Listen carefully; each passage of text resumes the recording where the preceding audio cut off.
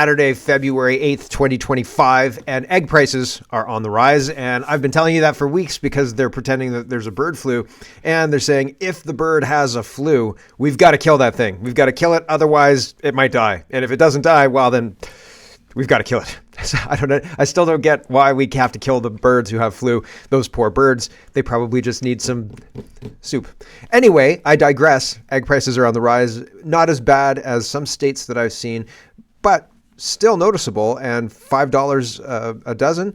That's an increase in the price, and well, that's not good, right? And we should pay attention to that. Internews Network. It's a propaganda network that's been paid by U.S. aid, and we'll look at that because I think that Canada is balls deep in that. They love that. That's the only way to train a journalist. If you're not trained there, then you're not a trained journalist in Canada. Thank you very much. And I haven't been trained there, so there you go.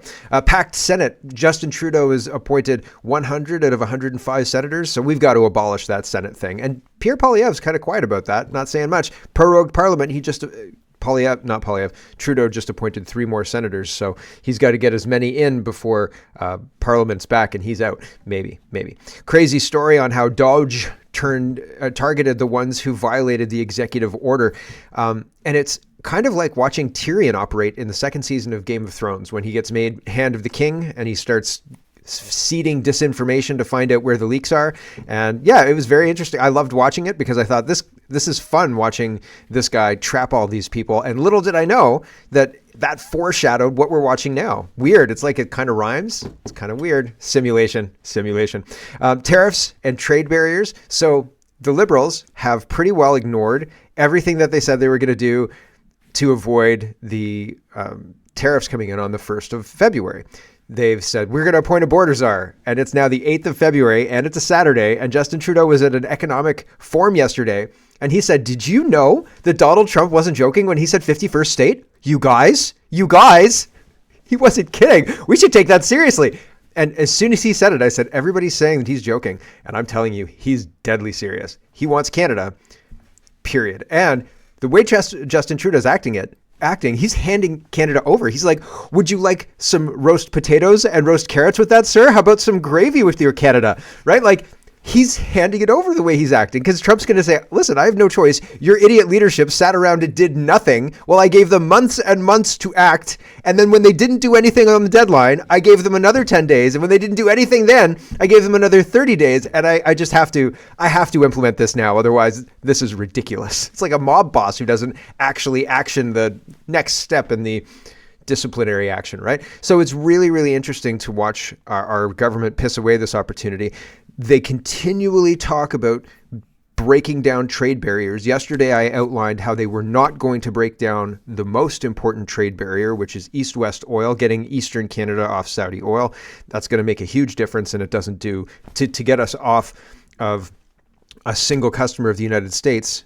If we could supply Eastern Canada, then we could also sell our oil to the world markets. We could refine it. We could sell it to the world markets. I know I'm wishing, but if we're going to do it, we might as well do it. And we can't do it because Quebec says no, and there's no political will, and the government doesn't have any will and or money to do it.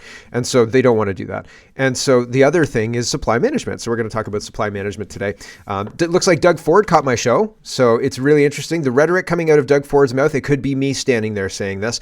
I'll show you that. We're going to start there. And I said, apparently the 51st state thing is totally not a joke. Everybody, did you realize? Yes, I realized the second he said it, because economically we're so weak, he could walk in with 2 Marines and say, I love this Parliament building. This is the best looking Parliament building for our 51st state. Like, honestly, and this is ours now, gentlemen, right? That's it. And I think economically we're that weak. I don't think that will happen. I'm being facetious a little bit.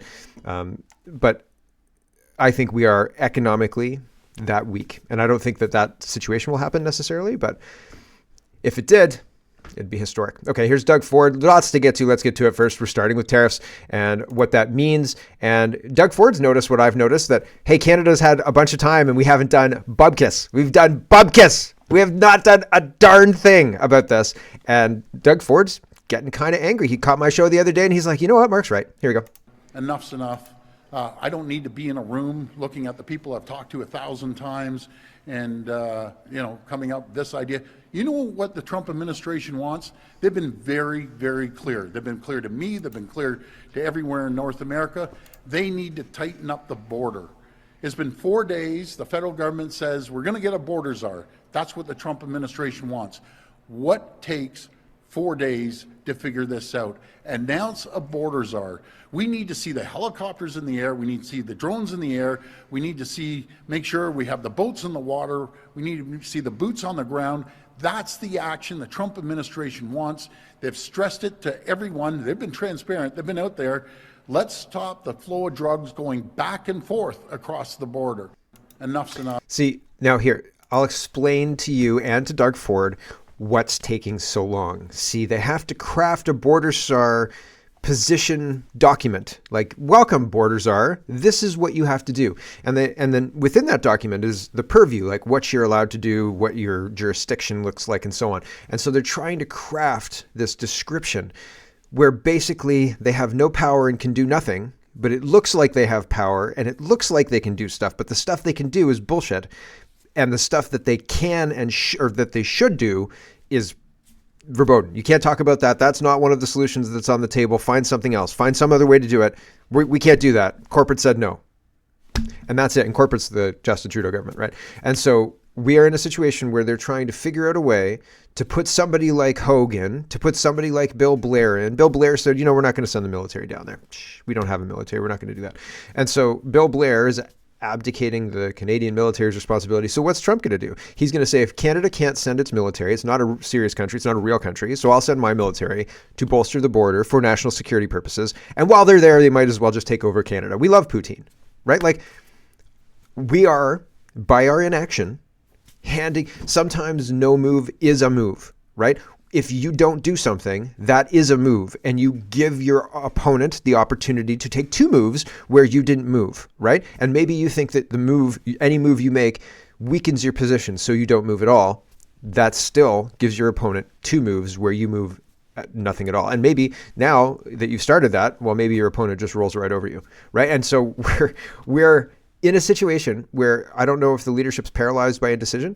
They keep talking about solutions that they have no intention of bringing to fruition. They can't. I almost think they can't bring them to fruition, and it's bullshit. And if you know anything about Canadian politics, on its face, it's bullshit. They have no intention of breaking down interprovincial trade barriers. And it seems they have no intention of protecting the border, stopping the drugs. So what is Donald Trump going to do?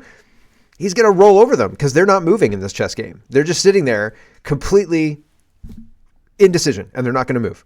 So here we go. Globe and Mail says Saskatchewan Premier Scott Moe has to visit Washington to talk to Trump about tariffs and border security. Please, Mr. Trump, you're going to destroy our economy. We really don't want that. Can we be the 51st state? Forget the rest of Canada. Can I have 5 minutes with Trump? Says Moe. Andrew Leslie, who is a former MP, he's not an MP anymore. He says, unless Canada shows immediate and effective investments in border and defense, the probability of U.S. tariffs remains high.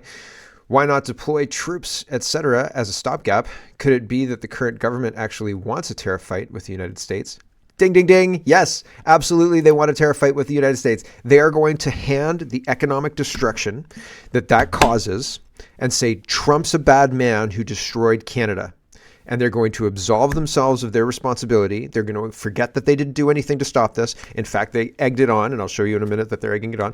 And they'll say, this is bad man Trump, orange man bad. Everybody hates Trump. We're going to fight Trump. We're going to stand up and fight Trump by doing all these things. Just like when they said we're going to build the houses, which was bullshit, and it wasn't a real solution to the problem anyway. But just like when they said that, it was rhetoric designed to cool the temperature down of the people, to make them think that they understood, that the Liberals understood the problem, and that they understood a solution, and that they were moving in the direction of that solution.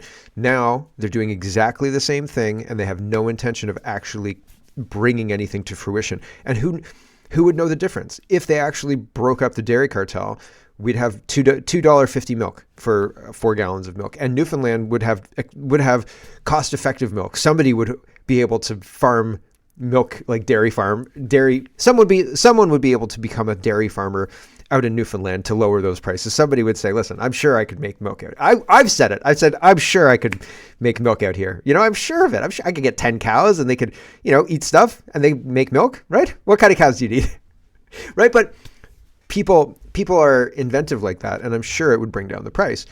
But the dairy cartel is not going to change. Anyway, here's Don Stewart. Don Stewart is a proud father. He's a current member of Parliament, and he's on the Conservative side. He says the common sense Conservative plan to take back control of our border, send Canadian forces, troops, helicopters, and surveillance to the border now. So far, the Canadian government has given the RCMP something like 70 drones. 50 had already been given, and then 20 more after February, whatever the date, February 1st. Or February 4th, because the whole deal, it was like February 3rd, and then February 4th, it was confirmed that there was no tariffs and a month-long reprieve, et cetera, et cetera. 2, add at least 2,000 border agents and extend CBSA powers along the entire border, not just crossings. 3, install high-powered scanners, border surveillance towers, and truck-mounted drone systems to spot border incursions. It's time to protect Canadian borders and put Canadians first. Sure, I mean, that sounds fine. It sounds a little authoritarian, if I'll be honest with you. I'd rather protect the exterior borders and have such a robust immigration system that I'm not worried about people trying to sneak across the border in the dead of night in the middle of winter. You know what I mean? But I can understand the justification for it, but I'm concerned that it's a slippery slope to a very authoritarian state where the drones are looking for illegals and you, if you happen to say the wrong thing online. Right? So I hope that's wrong. Here's Anita and Ann talking about breaking down internal trade barriers, and we're going to go through that a little bit. It's 22 seconds. These are the kind of things that seem longer than they are. We're working to eliminate internal trade barriers and add $200 billion to the economy, she says. I don't believe them, because every time they say something, their actions don't match their words. So here's Anita and Ed. We have work to do within our own country to build our domestic economy. If we eliminate those trade barriers between jurisdictions, we could see up to $200 billion. And across this country, people are asking when they buy goods, was this made in Canada? Canada will stand for our sovereignty, will stand for our economic unity. These people hated Canada until Donald Trump said, you know what, you guys hate Canada so much, I love it. I'll take it. I'll have it for you guys. No problems. If you hate it so much, we'll take it here in the United States. No problems. And now all of a sudden they're Canada first. We've got to buy made in Canada. Canada #1. Yay. Get that Canadian flag out and wave it. I mean, it's a bridge too far for me, everyone. You guys used the War Measures Act on truckers who wanted to retain bodily autonomy, and nobody's retread that. Nobody said, maybe we acted too swiftly. Maybe Justin Trudeau made a mistake there. The whole thing just been swept under the rug. Anita and Ann again says, with U.S. tariffs paused for 30 days, we have an important opportunity to build a long-term prosperity agenda for Canada. Today, I joined the Canada-U.S. Economic Summit to work with leaders in trade, business, public policy, Indigenous communities, and labor on breaking barriers, diversifying exports, and boosting productivity. And so Trudeau was caught on a hot mic, but they keep talking about breaking down barriers. Yesterday, I showed you that Francois Legault was not interested. He says there's no social acceptability for pipelines going through Quebec. So breaking down trade barriers would mean figuring out a way to run a pipeline from Alberta to Tidewater, either through BC or through Manitoba and west or east through Ontario, through Quebec, through New Brunswick. Who knows, right? I don't know how you do it. I don't know if Ontario directly borders New Brunswick, and if that doesn't make sense, you have to do a little dogleg down or something like that. Geography wasn't my strong subject. Anyway, I digressed. Quebec said no, and that seems counter to let's diversify away from the United States. Let's make it so we can make a lot of money if the United States wants to buy our oil, and if they don't, we still have an option to sell a whole bunch of oil to other countries like Trump just did with Japan, right? And I'll show you that in just a minute. But Quebec says no, and so they're not really interested in doing the things that matter in order to break down interprovincial trade in industries that actually matter. You understand? They're lying to you by implying that they're going to do this, and we're working real hard. They're not working. Is the Energy East pipeline underway right now? No. Is anybody even talking about it? No, not publicly, not privately. Nope. Big fat nope. Not happening, right? Because there's no social, what does he say? I can't remember the term. Acceptability, no social acceptability. So ridiculousness, right? Jonathan is talking about supply management, and he's highlighting the food professor, and he says the dairy monopoly or collective of farmers. Charlebois says something important. The agri-food sector in America, as in Canada, works on slim profit margins. Dairy farmers are not billionaires. If you want food security and cheaper prices, help lower the input costs. And that's, I've been saying that a lot. But here's how it applies to supply management. Now, this article's kind of crap. Like, this guy is he doesn't like Trump. He doesn't understand the tariffs. I don't think he understands the economic situation we're in, to be honest with you. So he gets a lot wrong. But here he's just highlighting how supply management and the dairy cartel work hand in glove. So he says supply management is not just a trade issue. It's central to Canada's long-standing interprovincial trade barriers. While politicians frequently call for a freer domestic market, the reality is that supply management itself is a structural roadblock. Provincial boards, backed by quota allocations and regulatory power, hold significant sway over the dairy industry, reinforcing regional monopolies that make real change virtually impossible. This is why, despite political rhetoric, meaningful progress on interprovincial trade barriers remains elusive. Dismantling these barriers would require a complete overhaul of how supply management operates, something few governments have the appetite to pursue. The only party in the country currently proposing removing supply management at all is the PPC. That's it. Every other party has supply management. Just like in Congress, they have the AIPCA, or the Israel ambassador guy who makes sure, it's a babysitter who makes sure that they only say things that are approved by the certain person who's babysitting them. The dairy cartels have people assigned to Canadian MPs and MPPs and make sure that they understand that cash money and re-election comes with kowtowing and falling in line with this. And honestly, if you've never run in an election in Ontario, I'll tell you, the dairy cartel comes after you. Kids, university students whose parents own farms will come after you. Their friends will come after you. It's insane. Honestly, it's insane. I've been subject of it, target of it, and it's insane. I'll tell you that. But the dairy cartel is a real thing, and nobody is talking about it except for the PPC. Anyway, carrying on, he says most Canadians dislike Trump.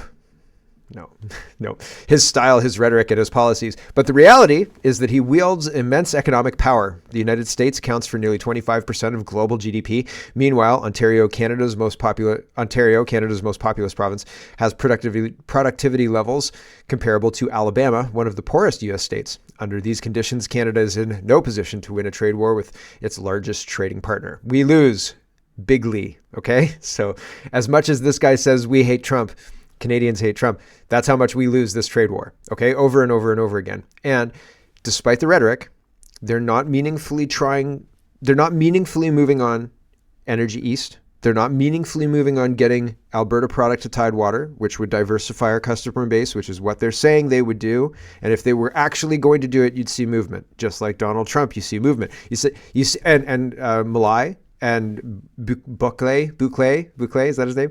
When they came in, it was immediate. Like, you saw it right away. Here, they're like, oh yeah, we're gonna appoint a border czar. You gonna appoint that border czar? Oh yeah, I'm gonna appoint the border czar soon. I'm just looking at my wrist here for no good reason at all. I'm just gonna appoint the border czar any wrist time here, any minute. That's what we're doing. Meanwhile, Trump is like, oh, we're gonna audit the U.S. federal government, and we're gonna do it in a very interesting way. And right away, absolutely no wait time, no lag time, no nothing, right? If we had a real response, we'd have a border czar right now. They would have had a press conference. They would have said, this is the plan. These are the people I'm coordinating with. I'm going to have a press conference with Homan. Here's Homan and me and Homan, and we're best buddies. You know what I mean? Like, you can't see me, but I'm putting my arm around an imaginary person here. Right? Like, they would move. They would do something. Right now, Canada, the United States is standing there with a stick pointing at Canada and saying, like, do something, because otherwise we're going to tariff the crap out of you and then just take you over, because apparently you are incapable of doing anything because they hold all the cards and we do not. Okay. Here is Trudeau on Hot Mic, and it's really hard to hear, but he's saying, holy cow, guys, did you know that Donald Trump is serious about taking over Canada? Like, he's telling these business leaders, Trump's not kidding. And like, maybe he's selling it to them. Like, don't worry, guys, it's going to be an economic golden age. Trump's got this. Like, I don't know. It's really hard to hear, so I'll read it, but I just want you to hear how hard it is to hear. They kick out all the press, and I guess somebody left a recorder in there and was able to record some of it, so that's fine. But here's some of this. So we'll ask our friends from the media to please, get out. but Is what he meant. Mr. Trump has it in mind that one of the easiest ways of doing that is absorbing our country. And it is a real thing. In my conversation with him So it's hard to hear. Like I only got a couple of bits of it, and I've heard it and read what it says. So it says, I suggest that not only does the Trump administration know how many critical minerals we have, but that may be even why they keep talking about absorbing us and making us the 51st state, he was overheard saying following a press briefing at the Toronto gathering of Canadian companies, executives, industry, and union leaders.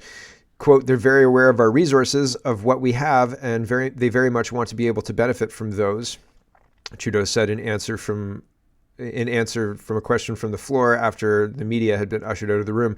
But Mr. Trump has it in mind that one of the easiest ways of doing that is absorbing our country, and it is a real thing. Yeah. Yes. He's serious because we're not doing anything. And so I'm not surprised. And I'm not surprised that the rhetoric is even amping up a little bit. You know what I'm saying? Here is Michael Barrett. And here he's done a 5-minute speech talking about how Trudeau's proroguing Parliament and there's problems with that, et cetera, et cetera. And here is kind of a back and forth talking about how Trump wants Canada's critical minerals, and what do you think about Trump taking over Canada as the 51st state, so on and so forth. So I'll show you this little back and forth. I think it's worthwhile. The Conservatives are trying, but completely unable to do anything material. We can't bring down the government. We can't recall Parliament. I don't think, as tariffs are not in place at this point in time, I don't think that there's going to be any kind of judicial, I don't think that the prorogue and the court challenge of the prorogue is going to be successful. I hope I'm wrong about that, but I think they basically said if there's no tariffs enacted on Canada on the days of the court meeting, then basically the petition is going to be DOA. And that might have weight to it. I'm not sure. So I think it's interesting. Anyway, here's Michael Barrett, and he's talking about all of this. Here we go. That is going to deliver real action for Canadians where we can put Canada first. Thank you. Is Donald Trump coming after Canada's critical minerals? Do you agree with the hot mic comments made by Prime Minister Trudeau earlier today, suggesting that we should take Donald Trump's threat of Canada becoming the 51st state seriously and implying that Trump wants to control Canada's critical minerals?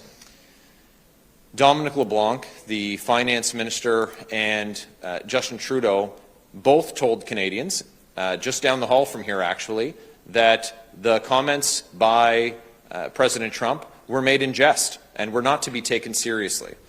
So we've been told for the last several months that these comments weren't to be believed. So now we find ourselves in a situation where they're saying that this sudden crisis has emerged with respect to these comments that for months they've said weren't to be taken seriously. The Liberals have an opportunity to address this very important question that you ask, and it should be addressed right here in the House of Commons. That's where Canadians expect us to protect our national interests, to make sure that we have relationships and we have trade agreements and we have partnerships that put Canada first, including and especially with respect to our natural resources. Does it concern you, though, that Canada's largest ally might be coming after our natural resources? And if you're in power, if you become government, what are you going to do about that? Well, look, we've been told by the people who were at the table that these comments aren't to be taken seriously. That's not the case now. So if it is the case that Donald Trump is coming after our natural resources, what are you going to do about it if you're in government? If the assertion is that Mr. Trudeau was lying, then and that's your assertion, then it should be addressed here in the House of Commons. There were 338 members of Parliament elected. It's absurd that the Liberals have shut down Parliament so the debate can't happen about what we can do to put Canada first. So they're trying to trap him. They're trying to say, what would the Conservatives do that the Liberals aren't doing? Like, what's your plan, basically? And he's saying the Liberals have hamstrung our government's ability to respond to this. And that's a bigger news story than what would the Conservatives do if they were the government. We're not the government, but what the government's done is unbelievable. What the government's done has completely screwed us and screwed our ability to deal with this in a proper way. And they're now unilaterally dealing with the response and shutting everybody else out. That's the paraphrased what he just said. And he's right. Okay, he's right. Senator Batters says this is also why it is critical to bring back Parliament now. This is Polyev talking about this, saying, hey, did you know that Donald Trump was serious? I always thought he was serious. So, I mean, he was watching my show too. Well, I've always taken it seriously, and I've always clearly and consistently condemned it. Canada will never be the 51st state. We will be a strong, independent, sovereign country. Well, I mean, let's explore this a little bit. 51, like you'd have to have 10 states. It'd probably be 51 to 60. We were talking about it on the last Canada kitchen table talk that I do. So yeah, it'd probably be 10 states if you're honest, right? If we're honest about it. So, I mean, Polyev's maybe even more, maybe more just for population reasons and stuff, right? So, but I don't know that Canada has the maneuverability to get out of this. Anyway, back to Polyev. Independent, sovereign country when I'm Prime Minister. That's exactly why it's so unfortunate that the Carney-Trudeau Liberals have made us so weak and reliant on the Americans. Their radical tax increases have driven $500 billion into the American economy out of Canada, including of many of Mr. Carney's own investments. They have blocked resource projects in Canada, forcing us to give our raw materials to the Americans without keeping the jobs here. And, you know, for up until now, Trudeau and his finance minister had claimed that this 51st state talk was all a big joke.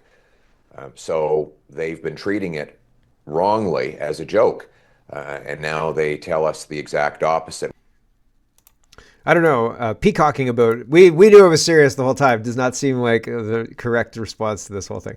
True North is reporting Canada's National Public Workers Union, CUPE, is calling on the feds to forcibly take ownership of any nationally important company that attempts to move its operation to the United States in response to President Trump's tariff threats. Ha, womp womp, right? Like that's pretty terrible.